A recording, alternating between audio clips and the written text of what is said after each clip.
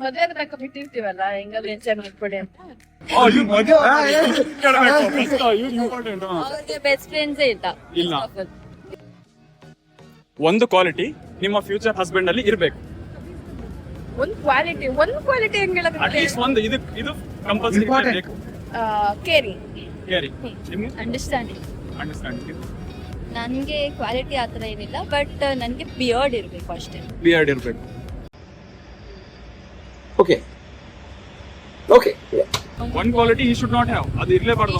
Okay, I don't want him drinking or smoking. ಅದೇ ನಿಮ್ಮ ಪ್ರಕಾರ ರೆಡ್ ಫ್ಲಾಗ್ ಒಬ್ಬರಿಗೆ ಒಂದೊಂದಿಲ್ಲ. ಜಾಸ್ತಿ ಬೇರೆಯವ್ರು ಕೇರ್ ನಿಮ್ಮ ಫಿಟ್ಟಿಂಗ್ ಕೇರ್ ಮಾಡಬಾರ್ದು. ಓಕೆ, ಒಂದು ಫನಿ ಥಿಂಗ್ ನಿಮ್ಮ ಫ್ಯೂಚರ್ ಹಸ್ಬೆಂಡ್ ನಿಮಗೋಸ್ಕರ ಮಾಡ್ಬೇಕು ನೀವು ಸ್ಯಾಡ್ ಇದ್ದಾಗ, ಅಂದ್ರೆ ಏನ್ ಮಾಡ್ಬೇಕು? ಕಾಮಿಡಿ ಮಾಡಿ ನಗಿಸ್ಬೇಕು. ಕಾಮಿಡಿ.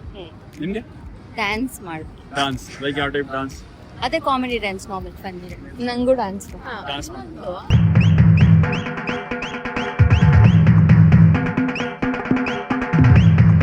ಆಡ್ ಆನ್ ಮಾಡ್ಬೇಕಂದ್ರೆ ಕಾಮಿಡಿಗಿಂತನೂ ಸಾಂಗ್ ಹೇಳಿದ್ರೆ ಸಾಂಗ್ ಆಡ್ಬೇಕು.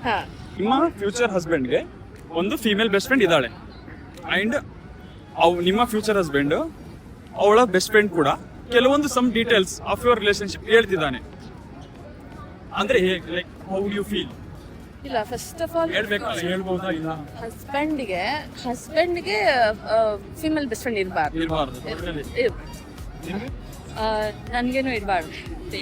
ಟೋಟಲಿ ನನಗೇನು ಇರಬಾರ್ದು, ನಾನು ಒಬ್ಬರೇ ಇರ್ಬೇಕು. ಬೆಸ್ಟ್ ಫ್ರೆಂಡ್ ಅಂದ್ರೇನೆ ನೀವೇ. ನಾವೇ ಬೆಸ್ಟ್ ಫ್ರೆಂಡ್. ಬೆಸ್ಟ್ ಫ್ರೆಂಡ್ ಬೇಡ. ಮದ್ವೆ ತನಕ ಬಿಟ್ಟಿರ್ತೀವಲ್ಲ ಹೆಂಗಾದ್ರು ಎಂಜಾಯ್ ಮಾಡ್ಕೊಡಿ ಅಂತ. ಜಾಲಿ ಎಲ್ಲ ಜಾಲಿ. ಮತ್ತೆ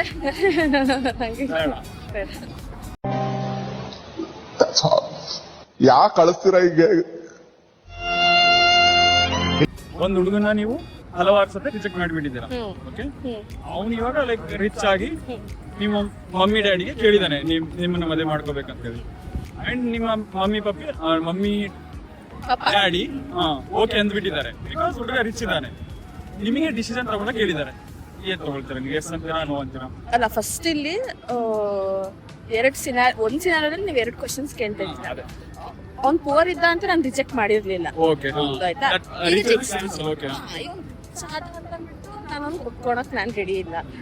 ಬಟ್ ಅವ್ನು ನಮ್ಮ ಅಪ್ಪ ಅಮ್ಮನ ಹತ್ರ ಹೋಗಿದ್ದಾನೆ ಅನ್ನೋದೊಂದು ಕಾರಣಕ್ಕೆ ಏನು ಇಲ್ಲ ಅಂದ್ರೆ ಒಪ್ಕೊಬಹುದು ಅನ್ಸುತ್ತೆ.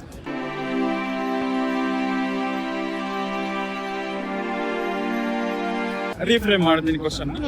ರಿಚ್ ಪೂರ್ ತೆಗೆದು ಬಿಡ್ತೀನಿ ನಾನು, ಟೋಟಲಿ ರಿಚ್ ಪೂರ್ ತೆಗೆದು ಬಿಟ್ಟು ರಿಜೆಕ್ಟ್ ಮಾಡಿರ್ತೀನಲ್ಲ, ಆ ರೀಸನ್ ನಾನು ಸ್ಟ್ರಾಂಗ್ ಆಗಿ ಒಪ್ಕೊಳ್ಳಲ್ಲ. ರೀಸನ್ ಏನು ಇಲ್ಲ, ಸುಮ್ಮನೆ ನನಗೆ ಈಗ ರಿಲೇಶನ್ಶಿಪ್ ಹೋಗಕ್ ಇಷ್ಟ ಇಲ್ಲ ಅಂತ ಅಂದ್ಬಿಟ್ಟು ರಿಜೆಕ್ಟ್ ಮಾಡ್ತೀನಿ. ನಮ್ಮ ಅಪ್ಪ ಅಮ್ಮ ಹೇಳ್ತಾರೆ ಈಗ ಮದ್ವೆ ಆಗೋ ಅಂತಂದ್ರೆ ಫೈನ್. ಒಪ್ಕೊಂತೀರಾ?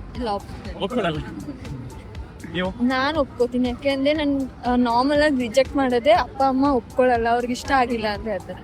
ಅಪ್ಪ ಅಮ್ಮ ಒಪ್ಕೊಂಡಿದ್ದಾರೆ ಅಂದ್ರೆ ಎಸ್.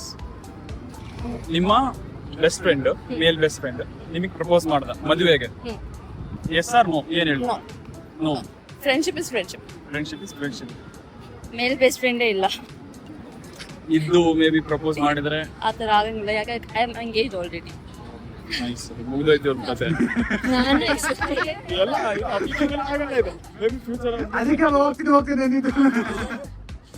ನಾನು ಎಕ್ಸೆಪ್ಟ್ ಮಾಡಲ್ಲ, ಯಾಕಂದ್ರೆ ಫ್ರೆಂಡ್ಶಿಪ್ ಹಾಳಾಗ್ಬಿಡುತ್ತೆ. ಏನಾದ್ರು ಮಿಸ್ಅಂಡರ್ಸ್ಟ್ಯಾಂಡಿಂಗ್ ಆಗಿದೆ ಫ್ಯೂಚರಲ್ಲಿ ಫ್ರೆಂಡ್ಶಿಪ್ ಹಾಳಾಗುತ್ತೆ. ಸೊ ನಾನು ಹುಡುಗರು ಫಸ್ಟ್ ಹುಡುಗಿನ ಫ್ರೆಂಡ್ ಮಾಡ್ಕೊಂಡು ಈ ಲೈನ್ ಅಲ್ಲಿ ಟ್ರೈ ಮಾಡಬಾರ್ದು.